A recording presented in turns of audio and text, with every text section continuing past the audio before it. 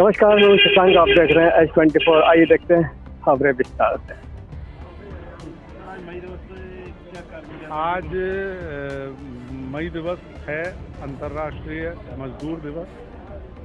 ये आज से 136 साल पहले 1886 में शिकागो के मजदूरों ने 8 घंटे काम के लिए 8 घंटे निर्धारित किए जाए, इस मांग को लेकर जो लड़ाई लड़ी थी और जिस लड़ाई में उनके ऊपर गोलियां चलाई गई थी और जिस खून से उन्होंने अपने कपड़ों को रंग कर उन कपड़ों को लहराकर लाल झंडा लहराया था, उसकी याद में हर साल ये मई दिवस मनाया जाता है।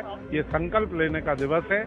आज हिंदुस्तान में जो हिंदुस्तान की सरकार है, वो मजदूरों ने जो लड़कर ये 8 घंटे के काम के 8 घंटे निर्धारित किए, उसको खत्म करके वो अब 12 घंटे के कार्य दिवस की ओर आगे बढ़ रही है। पूरी तरह से मजदूरों के कानूनों को खत्म किया जा रहा है। उसके खिलाफ पिछली 28 और 29 तारीख को देश भर के मजदूरों ने 25 करोड़ मजदूरों ने हड़ताल की थी और आज मई दिवस पे भोपाल समेत देश भर में ये संकल्प लिया गया है कि इस लड़ाई को और तेजी के साथ आगे बढ़ाया जाएगा। भोपाल में जगह जगह आज मई दिवस पर आयोजन हुए। इतवारा में हम्मालों ने जुलूस निकाला, BHEL में BHEL के श्रमिकों ने कार्यक्रम किया, गोविंदपुरा में कार्यक्रम किया गया और यहाँ नीलम पार्क पर संयुक्त कार्यक्रम सारी ट्रेड यूनियनों द्वारा आयोजित किया गया। इंकलाब जिंदाबाद, 44 श्रम कानून पुनः लागू करो। इंकलाब जिंदाबाद, मई दिवस के शहीदों को लाल सलाम, मई दिवस के शहीदों को लाल सलाम, मई दिवस के शहीद अमर रहे। इंकलाब जिंदाबाद। मेरा नाम अमर सिंह रावत है और मैं आदिवासी कर्मचारी अधिकारी संगठन मध्य प्रदेश जो है भोपाल इकाई का जिलाध्यक्ष हूँ। आज आपके जिले में एक बहुत बड़ा आयोजन हुआ है आदिवासी समाज अधिकारी कर्मचारियों को, इसमें अपने समाज के लिए और अपने संगठन के लिए क्या कहना चाहेंगे? संगठन तो काम कर रहा है और अपना विस्तार लगातार जो है वो करता जा रहा है। 52 जिलों में से मात्र 22 से 24 जिले बचे हुए हैं। बाकी सब में हमारी कार्यकारिणी गठित हो गई है और बल्कि एक अच्छी बात यह है कि ये इस तरह का संगठन जो जिसको कास्ट बेस्ड कहेंगे वो मध्य प्रदेश में एक मात्रा है और 2 राज्यों में और इसका गठन हो गया है। तो संगठन का जो थीम है वो अन्य राज्यों में भी जा रही है। एक मतलब अच्छा वो समाज के लिए जो संगठन जो उसके उद्देश्य हैं उसमें अच्छा काम कर रहा है। यही उसका रिजल्ट बता रहा है कि संगठन लगातार आगे बढ़ रहा है। आकाश आजकल आपके क्षेत्र में समाज क्षेत्र में भी काम कर रहा है क्या? संगठन का मतलब निर्माण ही उसी के लिए हुआ है, क्योंकि कर्मचारी अधिकारी संगठन तो हमारा आजाद सभी और हम उसका आनुषंगिक संगठन है। हम जितने भी हैं सारे लोग हम उसके सदस्य हैं। क्योंकि हमारी कोई संवैधानिक व्यवस्थाएं अलग दी है, संविधान में दी हुई है, हमारी कल्चर अलग है, हमारे रीति रिवाज अलग है और आज की आधुनिकता में हम कहीं ना कहीं उसको पीछे छूटते जा रहे हैं। तो हमारे जो बुद्धिजीवी लोग हैं उन लोगों का संगठन है और जो समाज से लिया है। तो हमारी इच्छा ये है, सब लोग चाहते हैं कि हम भी कुछ समाज को लौटाएं, हमारा कुछ योगदान हो समाज में।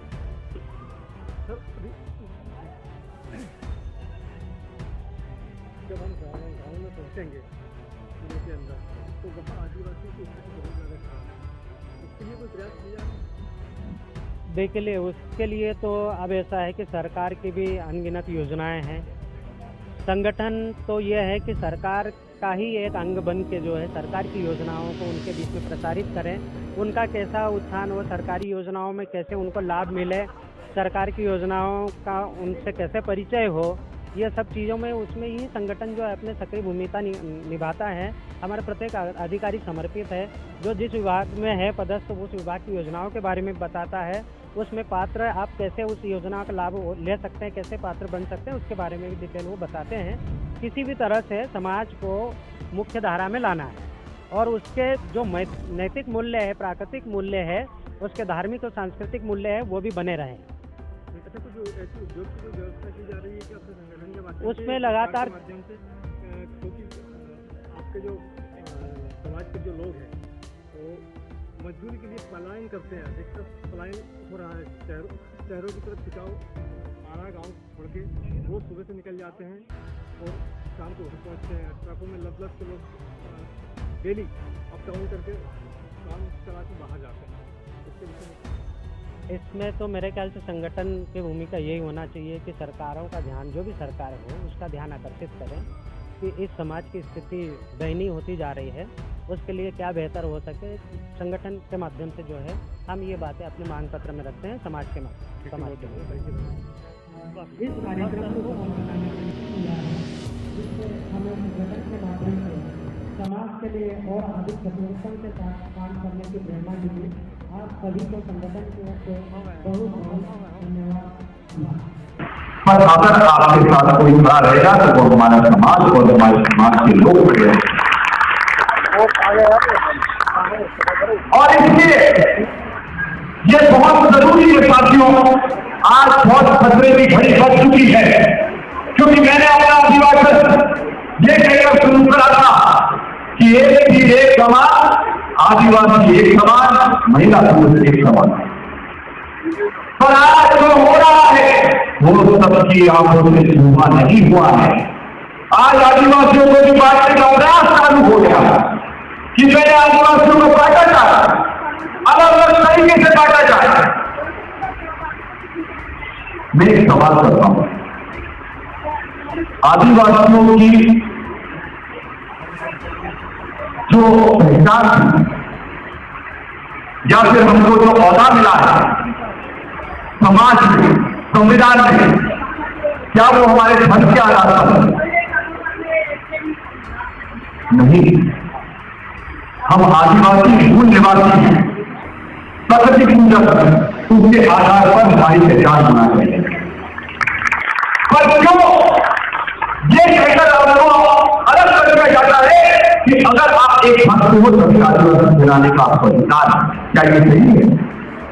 इससे हमारी पहचान हमसे छीनी जा रही है। लोग बुरा देना चाहते हैं कि हम प्रकृति पूजक हैं, हम वनवासी जंगलों में पहले हम बात करते थे, पर आज के समय में हम वनवासी नहीं है। हम भी कलेक्टर, एसपी, डीएसपी, डॉक्टर बनकर हम आगे बढ़कर समाज का प्रतिनिधित्व कर रहे हैं। और अगर वनवासियों को बोला जाता है तो कहीं ना कहीं हमें नीचे दिखाने का प्रयास करा जाता है। हम ये बिल्कुल विचार नहीं करते। एक आदिवासी समाज का बड़ा लिखा युवा होने के नाते मेरी स्वीकार नहीं है कि मुझे इन चीज से परिभाषित करा जाए कि मैं वनों में रहता हूं या मैं जंगली नहीं। और उनके लिए पूरे समाज को एक जागृति लाना पड़ेगी, क्रांति लाना पड़ेगी, क्योंकि मैं जानता हूं, मैं एक बहुत अच्छे स्कूल में पढ़ा, पर वहां अगर आप आदिवासी हैं तो आपको जल्दी बोला जाता है। हकीकत बता रहा हूं, और ये किसी से नहीं छुपाए कि आज भी हमको इस तरह के भेदभाव से रूबरू होना पड़ता। मैं गलत तो नहीं बोल रहा हूं। आज अगर मध्य प्रदेश में मैं यूथ कांग्रेस का प्रदेश अध्यक्ष बनाऊं तो ये जो बोलते हैं कि आरक्षण में इसकी आप प्रदेश अध्यक्ष बनके नहीं, चुनाव लड़कर प्रदेश अध्यक्ष बनकर 17 लोगों में 4 विधायकों में लड़कर आज प्रदेश अध्यक्ष बनकर अपना सबके सामने खड़े होने का मौका मुझे मिला। आज अगर मैं डॉक्टर सर्जन हूं, अगर सर्जरी में गवर्नमेंट हूं तो अपनी मेहनत के दम पर। आज अगर 5 लाख की नौकरी ठुकराकर समाज सेवा करने का निर्णय लिया है तो इसलिए लिया है क्योंकि मैं समाज को कुछ वापस देना चाहता हूं, समाज के लिए कुछ करना चाहता हूं। इसलिए जैसे ही मैं डॉक्टर सर्जन बना 2011 में तो सबसे पहले मैंने क्या काम करा, सबसे पहले मैंने गांवों में जाकर एक छोटा सा अस्पताल खोलकर वहां गरीबों की, हमारे आदिवासी भाइयों की सेवा करना मैंने उससे समझा, क्योंकि मैं ये चाहता हूं कि अगर हमारे बड़े बड़े अधिकारी बन जाते हैं तो ये सब मत भूलो कि आप किस जमीन से उठे हो और उस जमीन को वापस देने के लिए भी आपके पास कुछ ना कुछ होना चाहिए। और क्या कारण है कि हम सब शहरों में तरफ भागते हैं। क्रांति और परिवर्तन से कुछ दिन आएगा साथियों, जब गांव को नीचे बनाने की ताकत हम रखेंगे और गांव में ही काम करके अपने समाज का उत्थान करने का काम हम सब लोग करेंगे। मुझे बहुत अच्छा लगा ये सुनकर कि आकाश के सभी साथी एक एक गांव को बोलते हैं और उन गांव को जबरदस्त क्रांतिकारी परिवर्तन करने वाले ये एक शुरुआत है साथियों। हमारे आकाश के भाइयों पर, हमारे कर्मचारियों पर, हमारे अधिकारियों के कंधों पर बहुत बड़ा बोझ है, क्योंकि सरकार कोई भी हो, अधिकारी और कर्मचारी कोई नहीं बदल सकता। तो इस मुद्दा से आपका ट्रांसफर बनाया जा सकता है, पर आपके पद से आपको छीना नहीं जा सकता।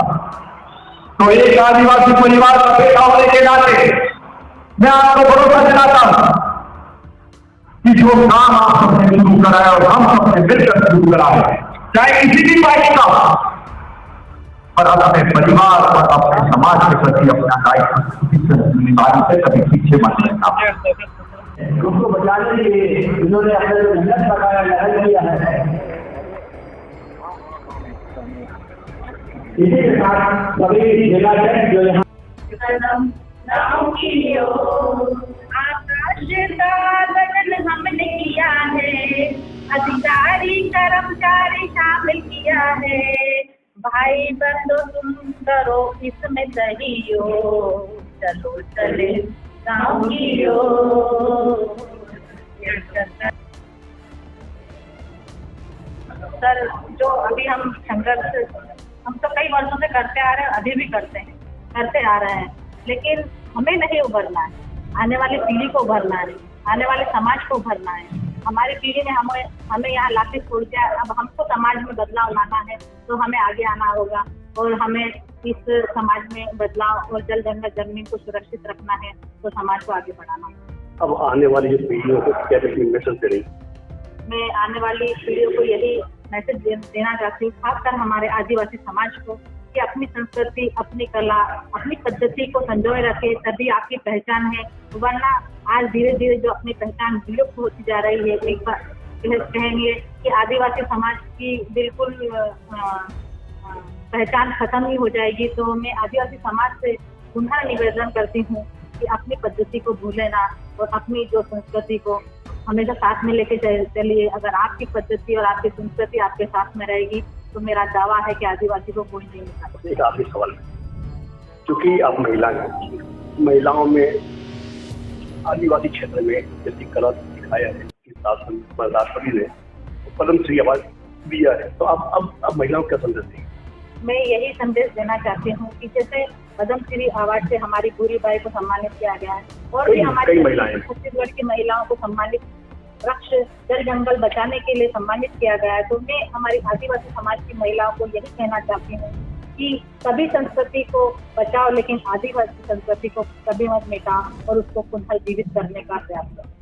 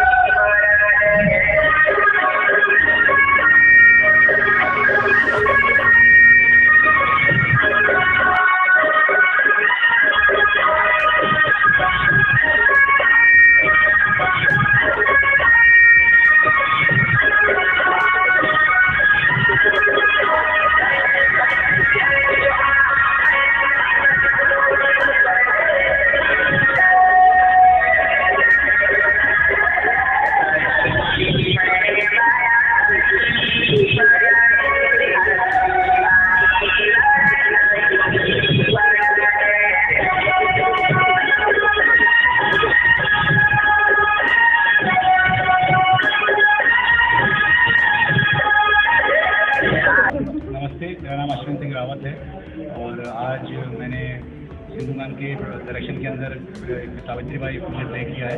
मैं ज्योति ज्योतिबा फुले की किरदार निभा रहा हूँ। और ज्योतिबा फुले के बारे में हम सब चाहते हैं कि समाज को, मतलब देश को पता चले।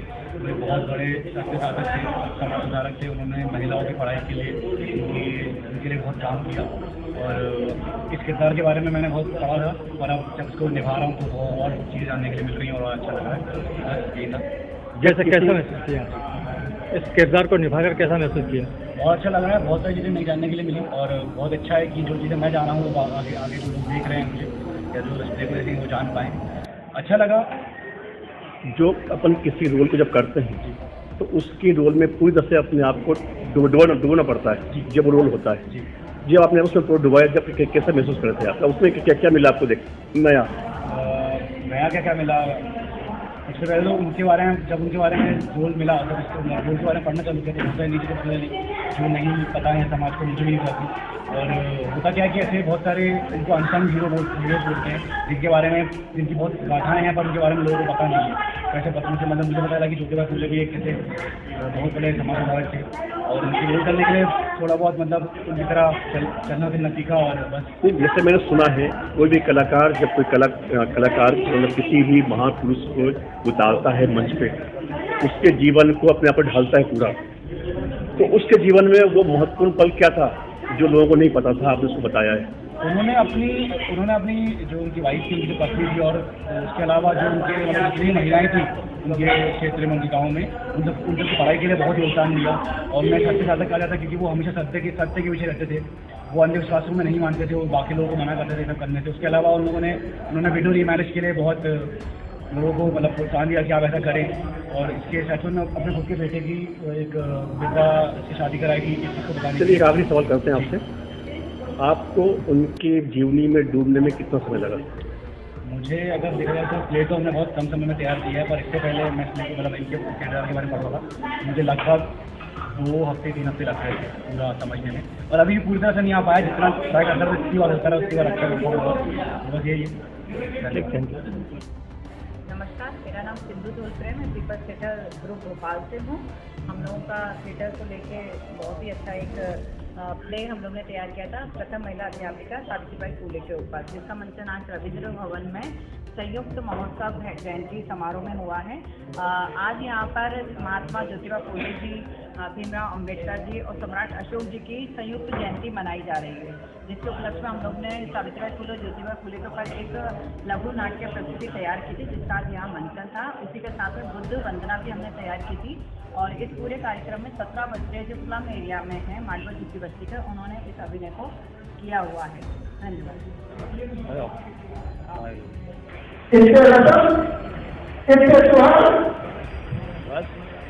और ऐसा नहीं है, और भारत की महानता इसमें है कि आज देश एक घंटे से नीचे खड़ा है, क्योंकि भारत की संस्कृति विगत दौरों की संस्कृति आज इस संस्कृति का आक्रमण किया जा रहा है, इसका बड़ा हमला किया जा रहा है। बाबा साहब अम्बेडकर के बनाए संविधान, अच्छे संविधान अगर गलत हाथों में चला जाए तो उसका क्या परिणाम है? ये आज आपको भविष्य की रक्षा करती। मैं तो नहीं कह रहा हूं कि कैसा भारत में चाहते हैं भविष्य, क्या संविधान बाबा साहब अम्बेडकर के बनाए हुए संविधान का भारत चाहते हैं? क्या वो भारत की संस्कृति, हमारे घटना को चाहते हैं की संस्कृति किसी भाषा याद देखो, आप दक्षिण जाते हैं, हमारी माताओं और बहनों को दारू कहने का तरीका बदल जाता है, आपका हिंदी बजाना मंदिर में जाता है। ये कैसा है? तो क्या हम इस संस्कृति को कायम रखेंगे? आप इस संस्कृति पर और हमारे संविधान पर किस प्रकार का हमला कर रहा है? तरीके कैसे ध्यान करने का असफलता, इनकी नाराजगियां, इनके क्या ध्यान मोड़ने का एक ही उपाय है, बंटवारा करो, ध्यान मोड़ो। मोदी जी कहते थे, याद है 2016 में रोजगार की बात, 2 करोड़ नौजवानों की बात, किसानों की बात, 50% की बात, 2019 में क्या बात करी? पाकिस्तान की बात। राष्ट्रवाद की बात करिए। से हम मिलते हैं एक बड़ी खबर को लेकर अगली बार से। आज के लिए इतना ही। जय हिंद।